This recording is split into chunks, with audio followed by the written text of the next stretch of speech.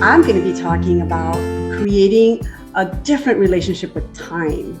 Creating a new relationship with time. So I'm really grateful to be here, and thank you for all of you joining for everything that we authors are going to share with you today. And I know that sometimes time is such a convoluted word at times. It's just perfect, and sometimes it's just a stressor because we want more of it. I mean, don't we all want more time?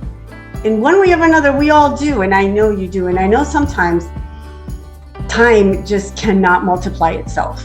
So how do we create a new relationship with the time that we already have without feeling overwhelmed, without feeling like we're burning the candles from both ends, without this exhaustion of, oh my God, I'm doing too much and I just can't extend myself in so many ways? The fact of the matter is, right now, if you take a breath, you're okay. You are in the now moment.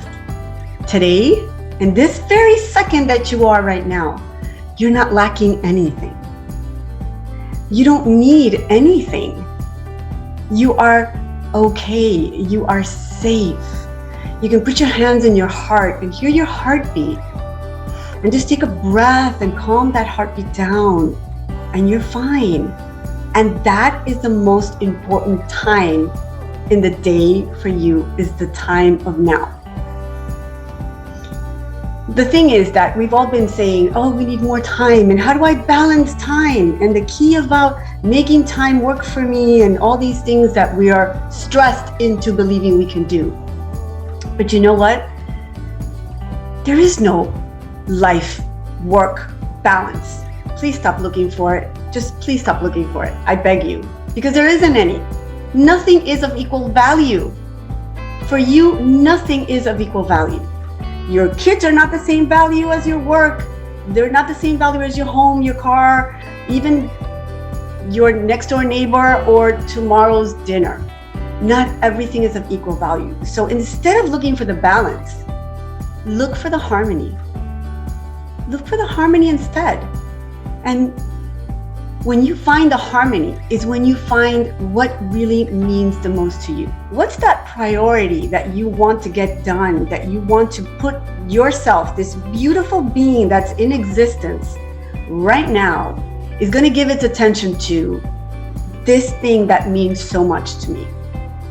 Because that's how we do it. That's what we should be doing. What is it that means so much to me right now that needs my full attention? Because you see, when we take things one step at a time, we get to do it in a way that our attention is there and we're fully participating in it. When you try to do too many things, you're not fully participating in it, which means that things fall down the cracks. And when time is lost, it's never found. Your kid is not going to be 2 months old forever, or 13 or 25. When they grow up, they grow up. You can't go back. So this moment is precious. It's a gift. That's why it's called present. It's a gift. So treat it as a gift and give it all, because that's where we are right now. So once you do that, once you feel that, okay, it's not a balance, it's just harmony, and prioritizing is it. This is a little bit of me, but Martha already said it. So I'm going to give you a little bit of information. Like, did you know that 70 or 80% of working women duplicated or even triplicated their workload, especially these past couple of years? We've increased the roles of responsibilities. A mom, a teacher, a cook, a business leader, a spouse, I mean, you name it, caregiver, a dog sitter, add everything. We did it. And if the pandemic ever gave us a lesson, which has given us many lessons, is that we had to do it. We had no choice but to do it. And we did. But that didn't mean that that didn't stress us out. Absolutely, it stressed us out. It blew the lid off stress for some people because there was just too much to do. So what really is behind all of this? What really is it that we're looking for behind all of this? Is the little gifts of time that we get to have for ourselves and for others, because we as women, we're always looking for others. We're looking on to others. We're looking to care for others. We're looking for others more than we are looking to find things for ourselves. But in this, there's too much stress. And just like Martha said, stress, it doesn't let us sleep. It doesn't give us anything. It's an overwhelming amount of everything happening at the same time. So did you know that the 3 biggest killers of working women are heart disease, stress, and yes, micromanaging? I say that with pride, and don't laugh, but it's true. When you have if you're a working woman, you either are micromanaging someone or someone is micromanaging you, and that completely kills your stress. I mean, it really bumps it up a notch or 2 or 3.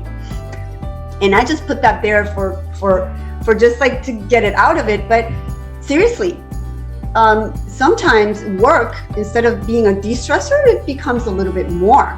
So when I was in corporate a long time ago, I just stood frozen in the door and I said, I just can't take this anymore. And I know there's more than one of you out there that are saying, like, where I'm at, what I'm doing, I just can't do this anymore because it's overwhelming. No amount of money was going to keep me where I was because there was just nothing for me to give anymore. Don't be there. Don't go there.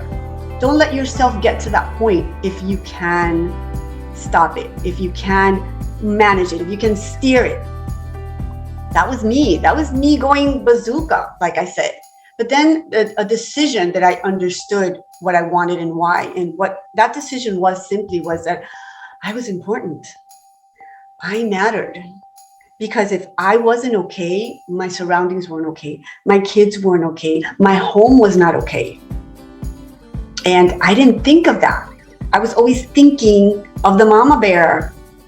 My kids have to be okay. Everything has to be okay. Everybody has to eat before I do. No, you also get to eat. You see? Because time, we all have this precious gift of time, and we could share it. We don't have to make more of it that it doesn't make any sense for us. So feeling overwhelmed and doing all that, it's really our own making. I know, don't hit me. Don't hit me. But the stress, it's of our own making. We can choose differently. We can choose to say, okay, this is not working for me. I'm setting my boundaries and I'm putting a no. This is not working for me right now. Why? Because it's not a priority. Why? Because I'm creating harmony for my life and my moment, right? So it is of you choosing. So choose. I mean, believe in yourself and in the power that you have for your own life, for the choosing, for the boundaries, for the saying, you know what, this doesn't feel good with where I'm at right now. This doesn't feel good in my body. I don't feel like it's healthy. Because otherwise you're going to go into overwhelm, into burnout, into exactly what brought you here. You know, both sticks at the end, burning to the ground. And then you're not going to be good for you, let alone for anybody else. So who here can relate to that? I mean, stress will always weave in and out of our lives time to time. It's always going to be there. It's always going to come and go. It's your choice. It's your path to create the harmony. So while you're doing this, consider this. This is the secret that's not so secret. Give yourself permission. Just give it to yourself. It's okay to step away. It's okay to take a moment. See the breath that we did at the beginning? Just acknowledging that at this moment right now, you're okay and you're safe and you're okay. You don't need anything right now in this moment. You're not lacking. So it's okay. It's okay to take a moment and put yourself first, because you got to make time for what matters. If you make time for what matters, and everybody in your life that you love matters, absolutely, you get to also make time for the one person that you also love, which is you. And that matters as well. I put this slide here, which I thought was just perfect because there's so many things happening in the world right now. So many people leaving. And when Kim spoke about suicide, it's very important. Like, every new day is another chance to live your life. Not everybody woke up this morning. Not everybody's going to wake up tomorrow morning. This is your gift. This is your present. Your present and your gift is this exact moment right now. It doesn't consider what just happened, and it's not considering what's going to happen tomorrow. It's just the pause between the moments. It's the pause of what is happening in life right now. It goes beyond words. It goes beyond actions. It's that communication with you with you. Make the most of it. Make the most of it. Make yourself a priority. See the list of priorities that we get to make for our day? Make yourself one of them. Make yourself one of them. Have a perspective and possibilities. Be open to bringing them in. Prioritize your priorities. Not everything is a priority, like I said in the earlier. So clearly you know what you want. Plan it out and honor your plan. I think that's the most important one. Sometimes we look at the schedule. I know I used to do this. I look at the schedule, my alarm came up, hey, you got to do this or have to eat lunch. And I said, oh yeah, later. I snooze it or dismiss it and I just do something else. Came to be 3-4 o'clock in the afternoon. I hadn't had lunch yet. So honor what you said you're going to do. Just like you honor for others, honor it for yourself. So this is a quick shift. Have an intention for yourself. Have a fasting distraction. Like you fast with sugars and sodas. Fast from distractions, fast from social media, fast from things that take away your attention from what's really important, from what you deemed is important for you, from what your priority, from what is giving you harmony, and from what is giving you actually peace. Because when you create harmony, you're at peace. Be present, to be and do. You know yourself, know what you're lacking, know what you need, and ask for support. I always say that, ask for support and just leap it in, my friend.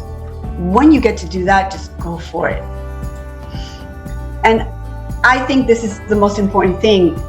We get to have forgiveness and compassion for others. We are so quick to forgive others or have compassion towards someone else, and we don't direct that to us enough. So starting with forgiving ourselves for pushing ourselves too hard, compassion with ourselves for doing it all over again, for, just having that tenacity and that focus and that drive and that courage. Like in my chapter, it's like you forgive yourself for not knowing what you know now, and be compassionate with yourself for trying hard, for going out there and doing it again and again and again. Just be that. And you're going to align, and you're going to have so much compassion with yourself. I know it's new. You probably are not used to it, but if you try it, you'll never go back. Why? Because right now, everything makes something.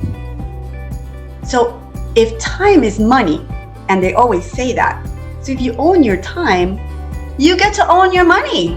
You're a businesswoman. You get to make time for the things that make you money, for the things that matter to you, for the things that you prioritize.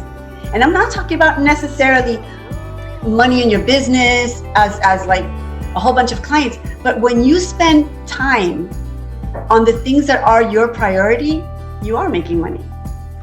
You absolutely are making money, because when you're scattered and you're stressed and you're going all over the place, you're not making money. You're making stress over stress. So if you own your time, you own your money. And this is my gift to you. So receive it. Open your arms and receive. This is for you, from you, by me. So thank you for co-creating this with me. I have a gift for you for the first 7. It's a time mastery session where we can create in 45 minutes and help you master your time so you can master your money. And Kim is going to put the link for the time mastery session for the first 7 of you that apply. And thank you so much for the time with you today. And as a gift for everybody, it's 5 easy tips for creating a new relationship with time, and a beautiful self-forgiveness meditation. That's my free gift to all of you.